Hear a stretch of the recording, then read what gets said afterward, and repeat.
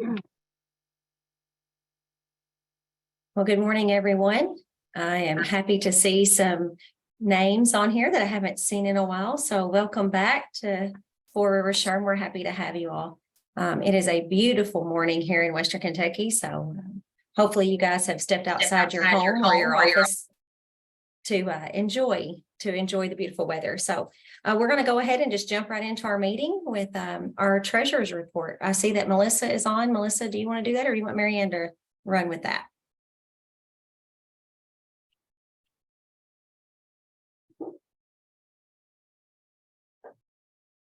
Marianne, are you available to look over some of that, or do we need to go through that today? I've got it. I'm just pulling it up right now. Thank Okay. you. Sorry, I didn't have that ready. While Marianne's looking that up, I'll go ahead and remind you guys that a week from Friday is our annual conference, and we're really excited about that. Our team has been working very hard on that, so I'm sure we'll have an update on that for you in just a moment, but we'll go ahead and turn this back over to Marianne for our report. Okay. Good morning, everyone. This is the January Treasury's report. We started the month at with $21,000, $21,107.93 in our account, and we had a very active January. Can you all see this? Nope. There you go. Sorry. There we go. We had a very active month on our memberships, which was great. We had several expenses still come in addition to some annual costs that we have. So we ended the month with $21,186.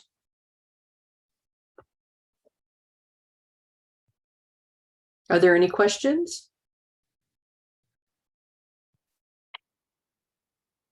Okay, then I'm going to stop sharing and let the other three into the meeting. All right, great. Well, thank you, Marianne. We do have, you guys know that we have been in the middle of a membership campaign. I have some updates for you on that, and then Marianne can let me know if I have missed anything. But as of Friday, as of one day last week, we had 59 members. So we are on our way toward our goal. I'm sure that has been updated since we had this total last week. 39 members have renewed their membership. We have 18 new members and 2 former members that have come back to join us. So we're really excited about that. If there are any of you on the call today that are not members, we would love to have you. And we're going to move on forward here. Let's go ahead and move into our speaker, and then we'll talk about the conference at the end of the meeting today. So Ms. Catherine, we'll let you take it away from here. Okay, we are so excited to have Lori and Brad with us today. They are both from Reference Services Incorporated, which is headquartered in Evansville. I'll tell you a little bit about RSI and then a little bit about them and then hand it over. So RSI is a full service background screening and drug testing firm. They are one of less than 200 out of over 2,000 companies in the entire U.S. to be nationally accredited by the Professional Background Screening Association. They serve all different sizes of clients in all industries, both nationally and internationally. So Brad is the president and CEO. Welcome, Brad. Prior to joining RSI in 2019, he spent more than 32 years in the television broadcast industry, holding various titles in sales management, and executive station management roles. And Lori is the business development manager at RSI and also a Murray State alum. She joined RSI in 2021 after a 32-year career of commercial advertising in sales, radio, broadcast, cable, and digital. So we are so happy to have y'all with us and can't wait to hear what you have to say about what the look of background screenings is now and what we as HR professionals need to know. Welcome. Yeah, well, thank you very much. And thank you for the invitation to be on this morning and have a chance to talk with everyone and share a little bit about what's going on in our industry. Lori has got our presentation. If you could share with her, and she'll kind of drive the bus, if you will, and hopefully between the two of us, we won't stumble through this too bad as far as clicking our way through. I was glad to see and thank you for our client partners that are in the region. Jill Hobbs, I saw your name on there. I need to be talking to you a little bit more. I hope you're doing well. There you go. So what we wanted to kind of do is give a little bit of an update. Go ahead, Lori, to the next screen, just on what's going on within our industry. So I'm going to cover that. I'm going to cover some of the state issues, some drug testing, recent laws, some best practices. There's some things in technology, and then some turnaround times. These are the areas that we usually get asked about.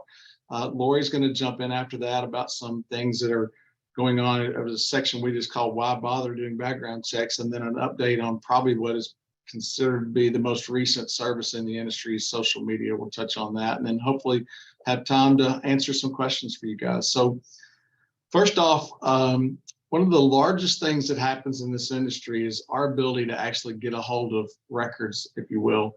And state lawmakers who, quite honestly, don't have a lot of education in the background screening industry are out there really trying to do their best to protect data, if you will, and specifically data of birth information, trying to protect information from anyone that's got criminal records that live in their state. So in the states of Michigan and California, as example, we're really fighting with them on trying to get the proper information so we can return records back to folks like yourself in the HR space. The Professional Background Screeners Association has been lobbying now for well over a year and a half or so, especially with California. They have removed all of the date of birth information from all the criminal records that exist at the county level, which makes it extremely difficult for us to connect the dots, if you will, on the records that we're pulling in that state. So you're going to see some slow turnaround time for California, especially. I mentioned Michigan because Michigan did that as well. However, through the PBSA, we found a way to work with Michigan. And the end result, in summary, really is they've allowed for background screeners like Reference Services to access that data directly so that we can see the address information, date of birth, first, middle, last name, things of that nature. But the public can only see the redacted information. So we found solutions in Michigan, but that's something that we hope we're going to do a better job of educating states on so it doesn't run across the country. But it's been a big issue in California, especially. South Carolina, if any of you on the phone or are on the call or using, you have applicants coming out of South Carolina, we're currently having some issues there. A lot of our resources is data driven, and over there they're experiencing delays in turnaround time, particularly because their automated systems are failing across the state. And so when their data automation fails and their connectivity to our industry is failing, it means that we're having to walk into those courts and pull records the old-fashioned way. And things are improving, but this has been going on for the last 2 or 3 months, and we hope to see that get much better in the months to come. Drug testing, I'll touch on this just a little bit. We all went through COVID a couple of years ago, and I'll tell you that the turnaround time and the delivery of specimens to clinics really slowed down, and it forced many in our industry to take a look at the different types of testing that are available. And I can say to you that the instant drug tests have really become more popular, and I know Lori and I get lots of questions about that, particularly because of the turnaround time has improved. And as you know, an instant test we can get back in 15 minutes or so, and then if we get a negative test, we send it off to the lab, and that can take a little bit longer than the traditional, 2 or 3 days to the lab. I did want to say that on that screen you can see where we can now do a 4 and a 9 panel. We've worked on that. Those are custom panels. That's a THC issue, which we'll talk about here. But we can even do the traditional 5 and 10. Most people are doing that for reasonable suspicion and post-accident cases. Another service that's really picked up a lot of tailwind here in the last year is continuous court monitoring. So we can do that for criminal background checks. We can do it for medical license information. We can do it for MBRs. And for those of you that have employees that you worry about doing either an annual recheck, or maybe you look at a quarterly MBR, you might want to consider a continuous monitoring. This is real-time monitoring. It's every day. We're checking new records as they come in. And basically, your consumer reporting agency, like Reference Services, would get flagged if one of your employees has something that comes up over the weekend or overnight. The best example of that might be someone that's driving for you. And let's say there's a DUI that happens over the weekend. As soon as that gets recorded in the court system, say on Monday, we're going to get a flag and know about it, and we would report that back to you. And so we may be able to report things to you before your employee actually reports it to you, and you can stay on top of that. And the cost is really, really reasonable compared to doing an annual recheck. So something to think about. Lots of questions around January 1st and the new THC law with Kentucky opening legal marijuana use. Just a couple of statements here. The order makes no mention of having to register with the state. So residents don't have to register if they are using legal marijuana. However, they do have to have a qualifying medical condition. They do have to have some documentation from their doctor that shows that they have that condition. And then the purchase of the marijuana has to be from a lawful state, which Kentucky is not. So it would come from some other state that sells it. The regulation does show that Kentucky is also monitoring Delta 8 for 21-year-olds. That's a whole nother issue there, but just to put that on the screen, that's something that is getting monitored. And now we're up to about 37 states, including the District of Columbia, who now have laws for medical marijuana. I'll just add a comment here, and I can say that the Professional Background Screeners Association very much still suggests that everyone run drug panels that include THC. However, the reality on the street is it really becomes a policy and procedure question at the client level. We get lots of questions about whether they should run a 4-panel versus a 5-panel taking out THC. And quite honestly, it just becomes a discussion about policies and procedures and best practices and what the belief system is at the client level. Okay, Lori, next screen. And then I wanted to touch base too on the availability of records when it comes to criminal background checks. And this is not widely known. You would assume, and I did years ago when I got in the industry, that the data that we get in criminal records was easily available, but it's really not. It's amazing to me that we don't have one resource to really just pull all this stuff, and it doesn't exist. I can share with you in 2023, about 60% of the county criminal records are found through data sources. And so, as to give you an example, I'm going to show you something in a minute, where in Indiana, as an example, we can pull that out of databases. We don't have to go into the criminal courthouses and the jurisdictions and ask clerks for assistance.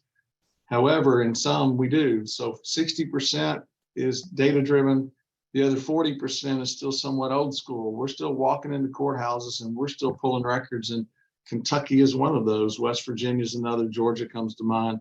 And in these states, we have much slower turnaround times. But I wanted to point out that in our national criminal database, we're looking at over 2,200 different databases around the country. And so, as an example, those sex offender registries, there's one for each state. There's no one common national database. And so that makes our industry very unique and tricky as far as how to pull it, filter it, source it, give it back to you as our client. But this kind of gives you an understanding of what your turnaround times look like and why maybe is Kentucky maybe a little slower than other states. This is a screenshot of a report that I get every Monday morning, and I highlighted the differences just in Indiana and Kentucky because of the two states. And you can see in Indiana, we're getting records back in less than 5 or 6 hours because it's data driven. But in Kentucky, where we're still walking into the courthouse, going to a public access terminal, or actually talking to the clerk, you can see that averages are 30 to 76 hours, depending on the county. McCracken there, this is literally just last week with 31 hours. there around Paducah. As a whole, across the country, we have clients in every state. I can tell you we're averaging 23 hours across the country, but this is what we look at all the time. You've got some we get in a few hours, but some takes a day or day and a half. But less than 24 hours is still pretty good for the industry. And then lastly, I'm going to talk about technology. We're well aware of what are the things that we need to do for all HR professionals is create better workflows and make things simpler on you all to process orders when it comes to background checks.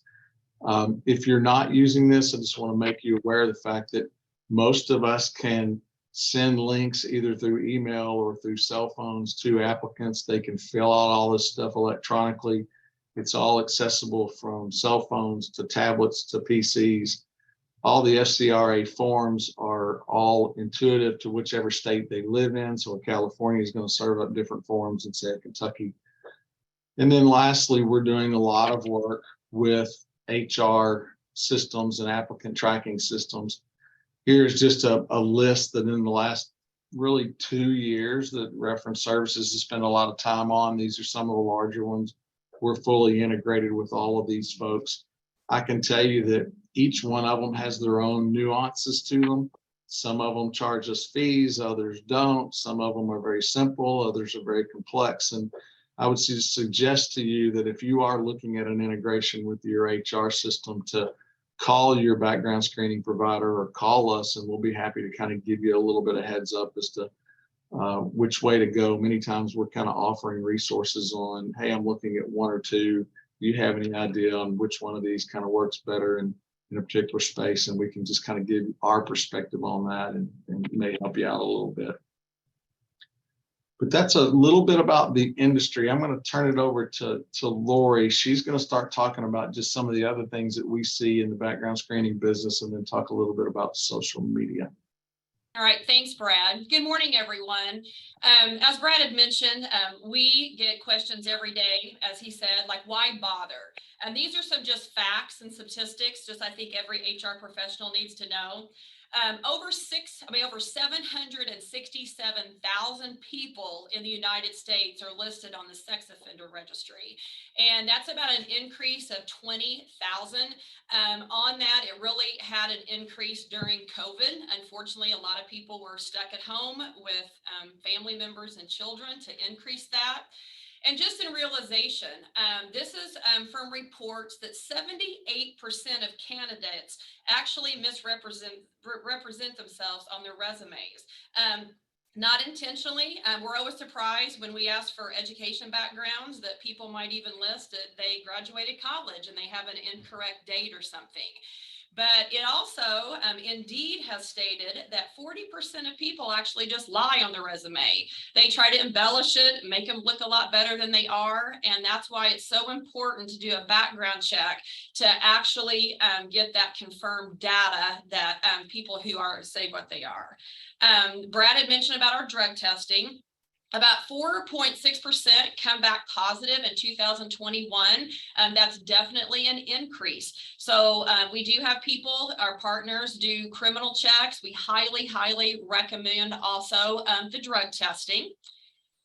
And these are national statistics. I think this is pretty overwhelming that 70 million people actually have a criminal record. That means 1 in every 3 adults have a criminal record. We can vouch that we screen over 8,000 people per month. We have over 80,000 searches. Our percentages are about 21% come back with some time of record.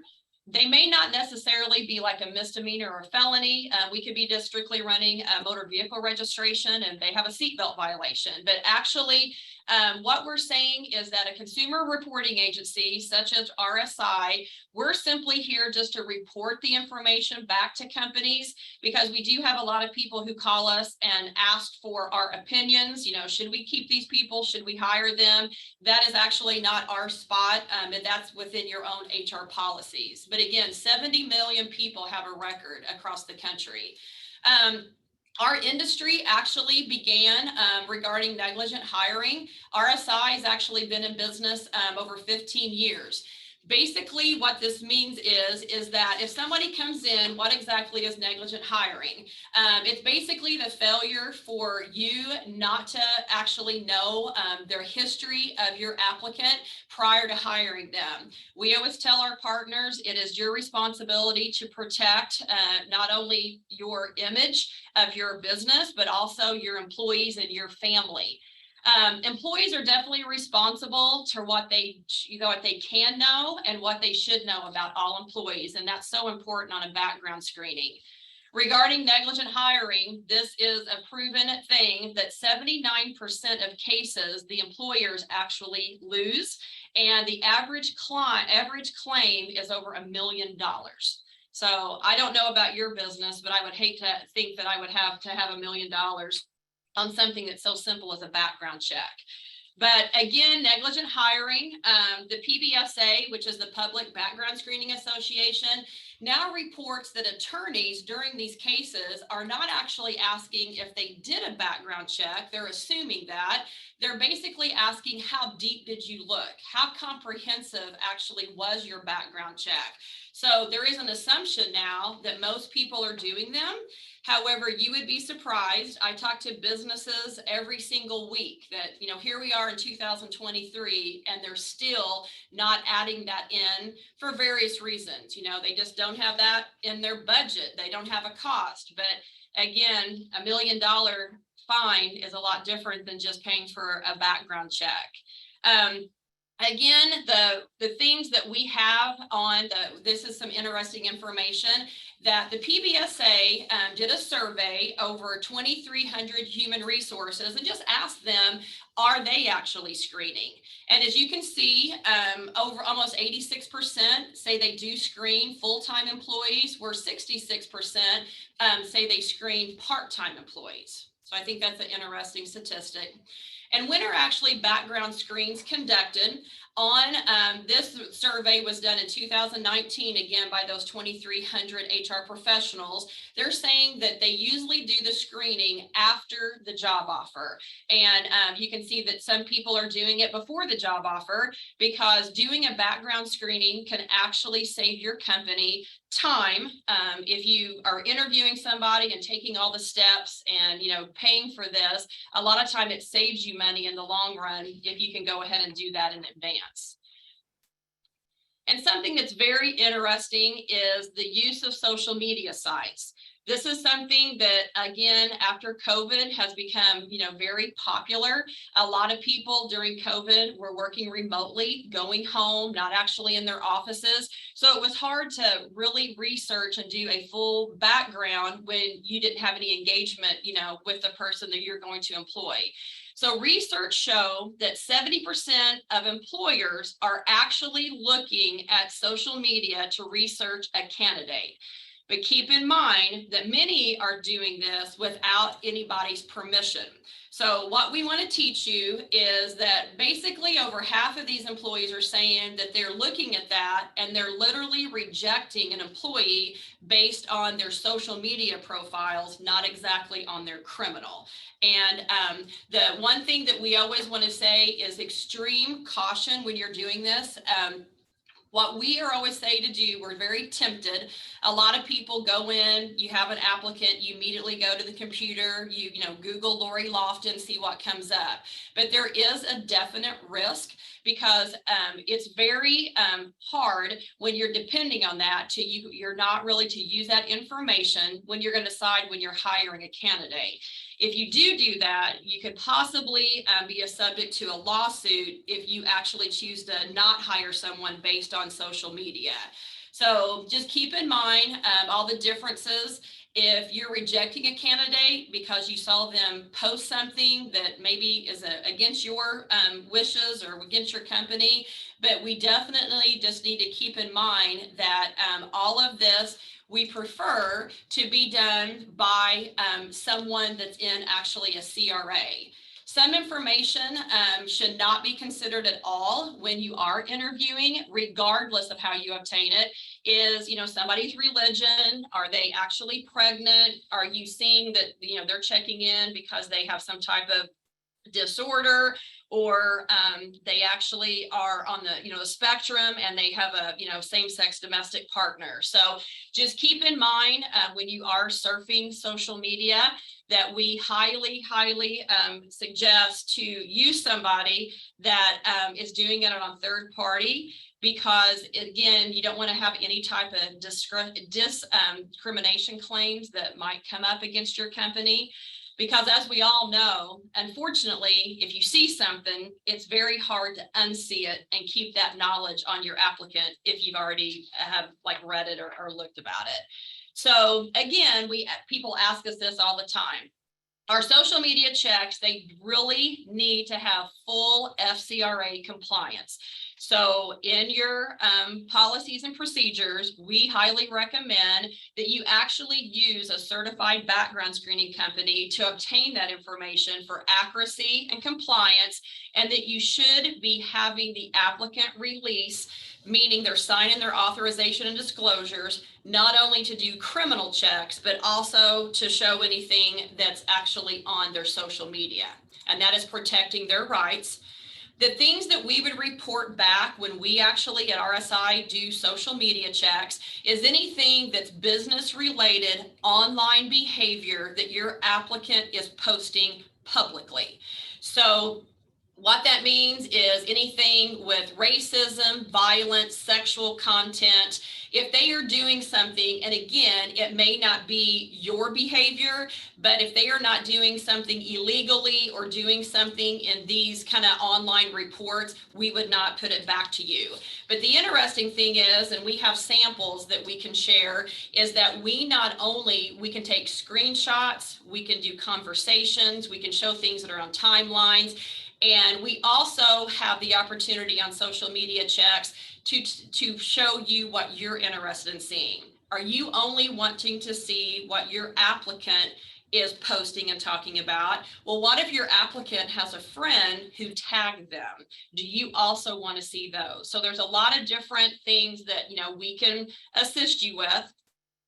And this is a true story. I love this. It says social media nightmare. We recently screened for one of our partners, and they are a behavioral analysis company. They're actually located nearby.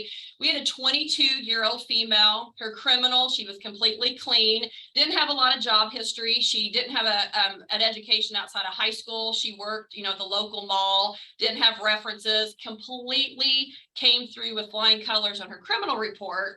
However, I actually printed out this girl's report. She had 9 flags on her Twitter. Sexual content, and you kind of see where this pulls up. 9 flags. She was talking about here in Indiana, we do not have marijuana legalized. So consistently, not only was she smoking marijuana and talking about it, she was doing it on her lunch hour, and she was posting about it. So keep in mind that all of this definitely can help you, know a lot more about your applicants. And again, it is a very, very, reasonable investment that we recommend to do at hiring, just like you're doing your criminal screening or your drug testing. And what our recommendation is actually just to kind of give you some different questions. Our suggestion is, maybe you put all your applicants and do some type of scoring system within your company. Like how many flags or alerts are you going to allow? Are you going to put it to committee vote? Like, you're going to have a group of people show this, or just to have, your company values in line, and then, kind of give this as a scoring. The benefit of this, of course, if you choose not to hire somebody, at least they knew that you were going in, and you had their authorization to search their history, and you as a business are protected. Again, on reference services, I just want to highlight that one thing about our reference services is that we, as she mentioned, we are full service background screening. I got the opportunity to meet many of you last year, and I will be there next Friday also. So I will be at your conference. But we're located in Evansville. We also have a location in Charleston, South Carolina. We are accredited, and what that means is there are thousands of background screening companies in our market, but less than 10% are accredited. And I get questions a lot, like, what does that mean for you? we have our client service team. Everyone here is actually accredited. I actually took a test. I am trained on our FCRA regulations or Fair Credit Reporting Act. We were actually the 23rd business in the United States to pass the accreditation. And that's not an easy task, and we have to keep our accreditation up. And one thing that makes RSI a little bit different, we do have in-house order review criminal reports. We have an in-house verification team. So we do like employment verifications, educations, references, etc. And as Brad has mentioned, we have thousands of clients representing every state. And the one thing I think also, we have no contracts. So we just, you utilize us, our partners. Sometimes you guys have high months that you're screening, other months may be low. And again, with no contracts, our company, you know, we just kind of bill as we go or as needed. But I look forward to seeing you again. If you have any questions, or we can talk about that now, or if you want to do a one-on-one, I will be down in Paducah next week. So I'll just kind of open it up. If you guys have questions, Brad and I would be more than happy to talk about that. Lori, what are some of the, and you touched on it, what are some of the biggest mistakes that you see when people move to your company and look at, say, well, this is what we've been doing, and you talk with them, what are some of the biggest things that you see people are missing? Okay, well, I'll use this example. Brad and I have titled this the tattoo guy, and this is actually something that happened to me. We deal with prospects all the time who are screening and they think they're doing a good job, but they're not being comprehensive. So I had a local Indiana business who they were going on Indiana State Police website. That's what they felt like, because they're based in Indiana. They felt like everything was going through. However, we all know if you're, you know, driving down and you're arrested and you're in Paducah, where are they going to take you? They're going to take you to the county jail, right? Where that's located. So that education process of those reports was just a big misconception that they just thought everybody who had any type of criminal history, it just rolled up to like the state police, which was, you know, if you think about it, you talk it through. What was happening is that this business had a no felony policy. We're not going to hire somebody with any type of felony conviction in their past. So we had a Kentucky resident. Mind you, they were only screening Indiana. They were not even screening the county that this gentleman lived in. So the gentleman was hired because he came through with nothing on Indiana State Police record. While he was in his screening process, he talked, after he was already hired, he talked about his tattoo to another co-employer that he was going to go to work with, talked about getting his tattoos in prison. Absolutely panic stricken. Immediately, we got a hold. They contacted me. We set this up, and, you know, we had to process adverse action, which, as you probably all know in the HR world, but we see that a lot where people think they're going deep enough and they're just not doing a proper screening. So if they did not know and hadn't had that education, they literally would have that felon working for them. And unfortunately, it was a facility who worked with people like with special needs and had different type of medical problems where it is, you know, not deep enough. Brad, you want to share anything else? Yeah, I think that's a good story to tell, and that's we see that quite often because the stuff just doesn't exist in one place. So they really have to be very comprehensive. You have to look across a lot of different sources to kind of pull these records. But I would add too, for all of you this morning, in our industry, we can't really report anything back to you unless we have at least 3 personal identifiers to connect the dots, if you will, with that criminal record and your applicant. And so to give you an example, the first name and the last name would be one identifier. The middle name, middle initial would be a second. An address would be a third. A date of birth would be 1. And so the more information you can collect from the applicant prior to entering that order with your background screening provider, it makes all the difference in the world. And there's a couple of things that we see. One, we like when you send a link to the applicant because then the applicant fills it out and there's less mistakes made. In other words, you're not misreading a letter in their name or misinterpreting their handwriting or something, or maybe you've written down their date of birth wrong. So we see less errors when the applicant fills out that information electronically. So that's one. Two, if you're filling it out for them or entering the order, always get a middle name or at least a middle initial. That makes all the difference in the world in how quickly we can return records back to you. Sometimes that gets overlooked, but that's a basic one that some of these systems don't require a middle name or middle initial. But if you can capture it, it really makes all the difference, because you don't think about it, but there's a lot of common names out there, that not just of John Smiths, but you get into a lot of different common names across both male and female, to where that extra information makes a big difference. And one thing I also wanted to mention regarding the state of Kentucky, as we said, we screen across the country. In Kentucky, we cannot show any pending charges. The state of Kentucky is a little bit different. In Indiana and a lot of the different states, we can list actually pending that have not been convicted yet. But so keep in mind that we've had situations where we run a screening report for a Kentucky resident, it doesn't show anything, but then all of a sudden, they are asking off or whatever because they've got to go to court, or you hear something that has been finalized later. That is because we are not allowed to show pending cases for Kentucky. So any other questions?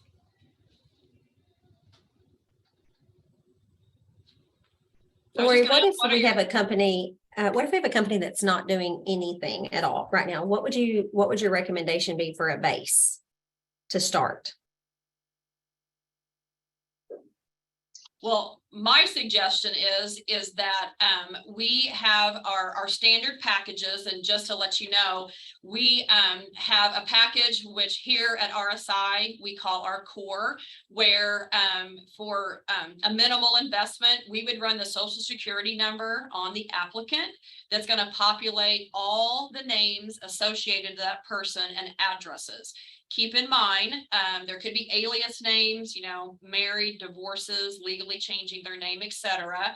And then also, it will pull up any type of addresses that are tied to the Social Security number. But instead of residential, it could perhaps be credit headed data or loans or things like that.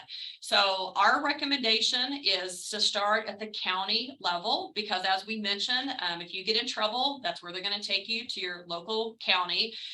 Our package, we do 7 years of address history in those counties. So what that means is that we'll go back, and on that applicant's original name, that you're seeing that on that application, we will research that for 7 years. And then we also recommend a nationwide, and that's going to encase and go all across the country and look at those databases. Our nationwide actually includes the Sex Offender Registry, OFAC, OIG, and a lot of the different things that people, are looking for. And anyway, that would be our base recommendation on those packages. Thank you. Yeah, I would Does anyone add, else have questions? Or Brad, go ahead. yeah, I just would add, if anybody on the calls in the banking industry through the FDIC, we would have to add a national federal search. We don't do that in our core package, but we do add that for those that are handling money or things, or if they're in the financial industry.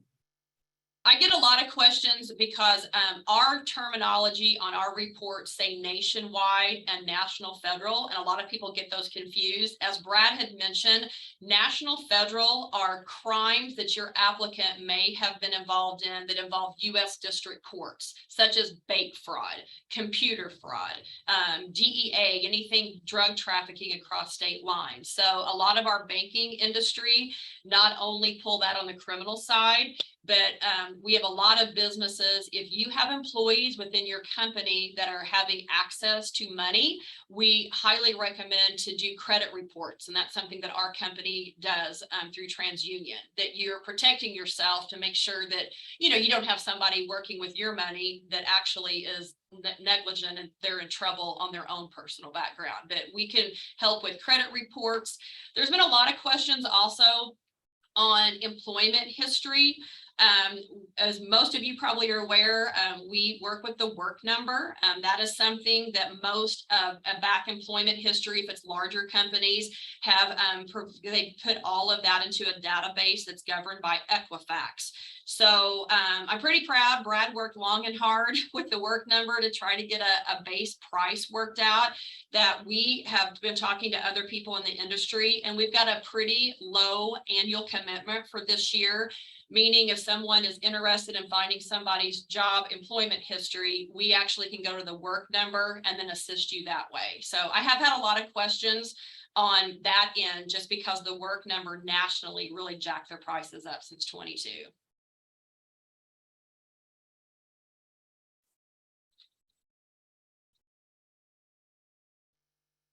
All right. Are there any other questions for Brad or Lori? Hey guys, I don't have a question. I just have a super quick comment. This is Jill, by the way. Something that I see frequently from a consultant standpoint with my clients, and you hit on that earlier, is the adverse action process. And I just want to mention that, I have utilized RSI since, 2009, I think. I will always use RSI.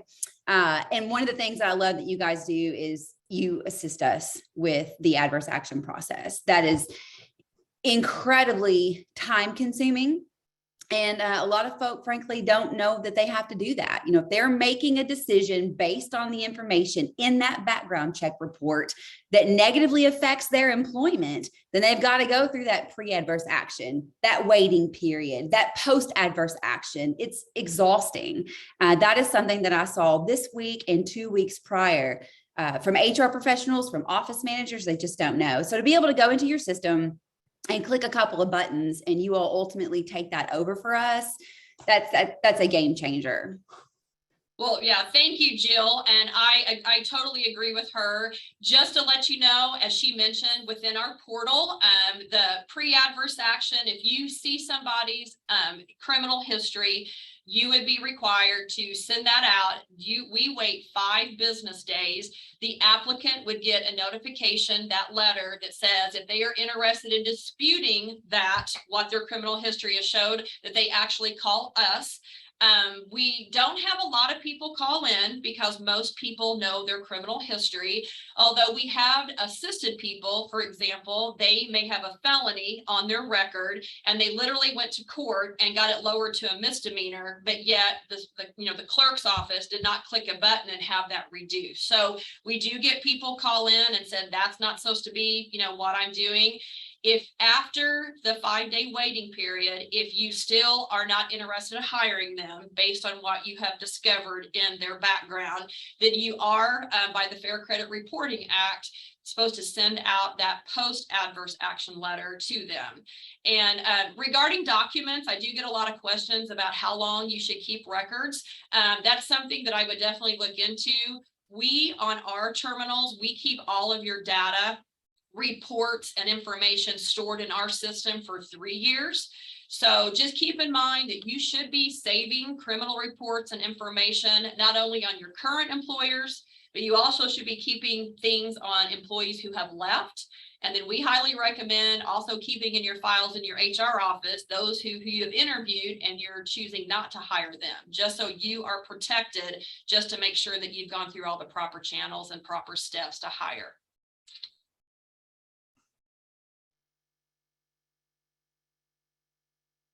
Thank you, Jill. Appreciate that shout out there. You are very welcome. This has been great information. And for those of you that are attending our conference next week, we want to thank Reference Services for being a being a supporting sponsor for us on that and walking alongside this with us. We appreciate you guys and appreciate you coming to talk to us today. Are there any other questions before we move on?